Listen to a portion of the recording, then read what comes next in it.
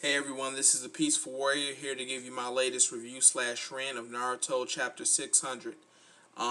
Leading into this week's chapter, we had pretty much two groups of fans. The first group said that Toby was Obito. The second group said Toby was some form of Zetsu or some form of Madara or Aizuna or some like Senju slash Uzumaki ancestor. And at the end of last week's chapter, entitled Obito Uchiha, we see that underneath Toby's mask is Obito. But because there was no dialogue and no confirmation of if he was truly Obito, a lot of people who said that Toby wasn't Obito decided to hold on to their suspicions, such as myself, because who knows, Toby may have been somebody who used Obito's body, or who was using Obito's body, just like Orochimaru had used the bodies of others before.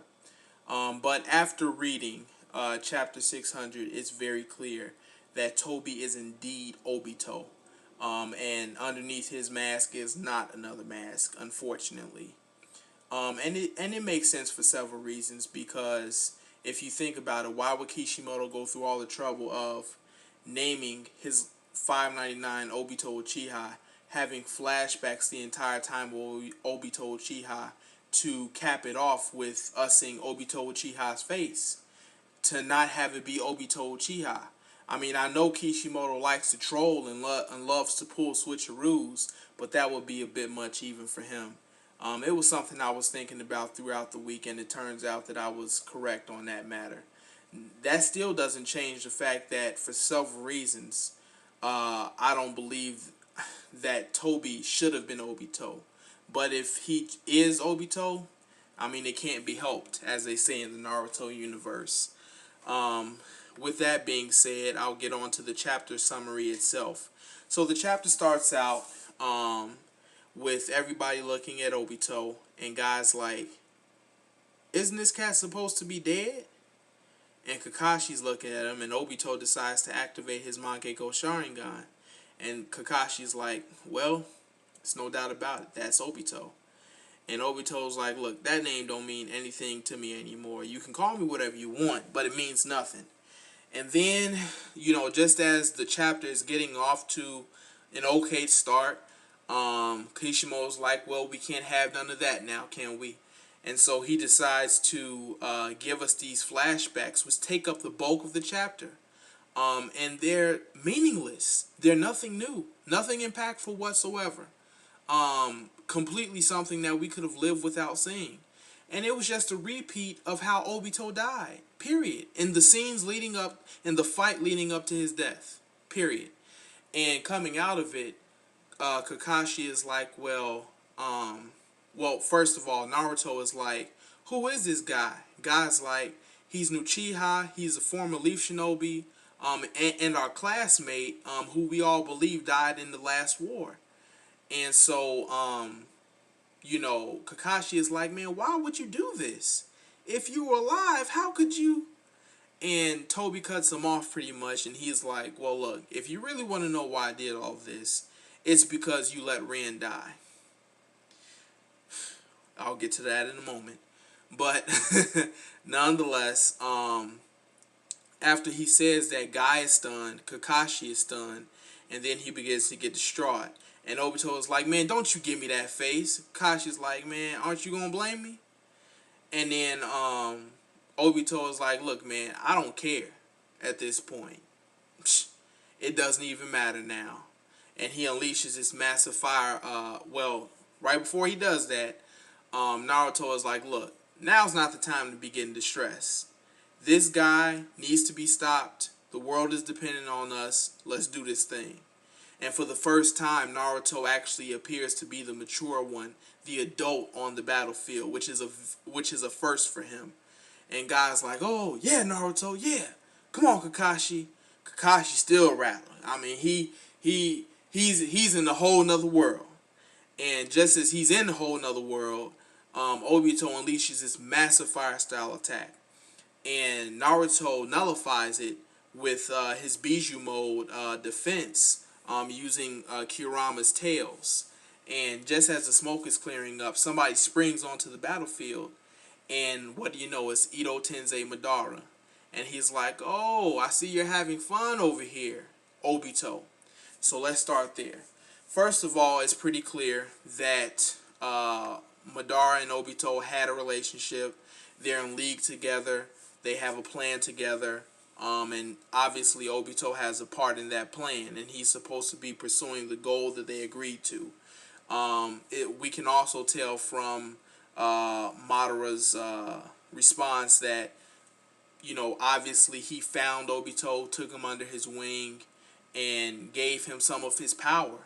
And through that relationship with Madara, he was able to acquire the intelligence, the skill, and the prowess to be able to do the things we see him do as Toby.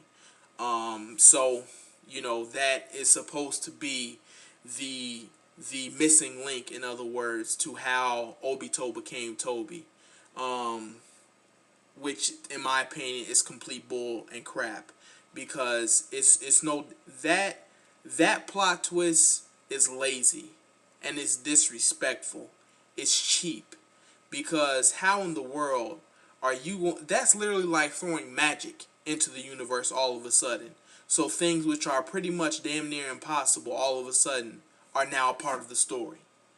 I mean, you literally are going to have the most powerful ninja go out of his way to get somebody underneath all that rubble.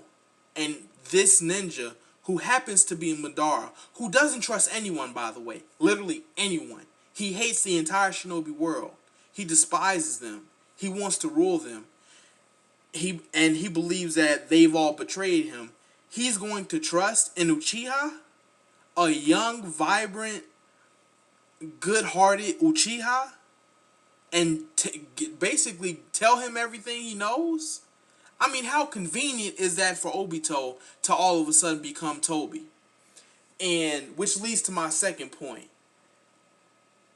First of all, that's no different. That plot twist is no different from starting a paper an hour before it's due. Like, that's how lazy that plot twist is to how Obito became Toby.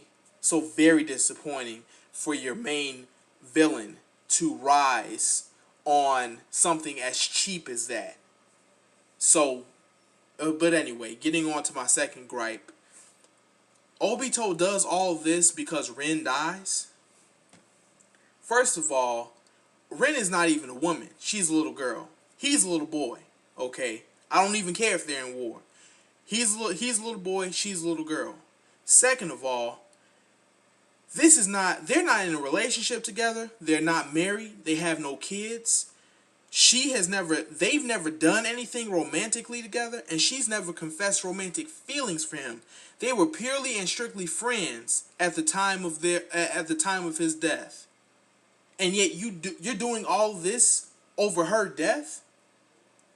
And you're the main villain? Like, that to me is disrespectful. It's cheap. And I mean, it completely makes his character as Toby fall apart. For him to be doing all of this over somebody who was not even your woman. And second of all, you can always go get another woman. But third of all, why are you doing all of this for Rin? You mean to tell me that her death has affected the ninja world this much? Like, literally, you have to understand, she is a speck in the overall Naruto universe. She's damn near a speck in Kakashi Gaiden. In Kakashi Gaiden, she is truly a supporting character. Kakashi, Obito, and Minato are the main characters in Kakashi Gaiden. So she's barely a speck where we do see her appear. And you mean to tell me, Kishimoto, that you're pretty much going to have a speck in the Naruto series affect the entire Naruto series on this much of a scale? That is a load of crap. Because this is something that anybody could have come up with. And as it turns out, a whole bunch of people who were saying that Toby could be Obito literally came up with this crap out of their behinds. I mean, they were just, just being very simple about it. And I mean, you make him this simple. Now, I mean, to me, you've turned arguably your best character, the greatest villain, and without a doubt, the most respected person in the ninja world, and the most respected character across the Naruto fan base into a joke. Literally in 2 chapters. You have completely turned Toby into a joke. King of Lightning, if you're listening, you need to do a rise and fall video of Toby. And it just needs to be about these last 2 chapters. Period. I mean, dude, well, I tell you what. One good thing we can all get out of this is that if Edo-Tensei Madara is on the battlefield right now with Naruto Guy, Kakashi, and Killer Bee and Obito, that means that he had to go through the 5 Kage, which means that they failed. That is a huge storyline, because that means that somebody had to die.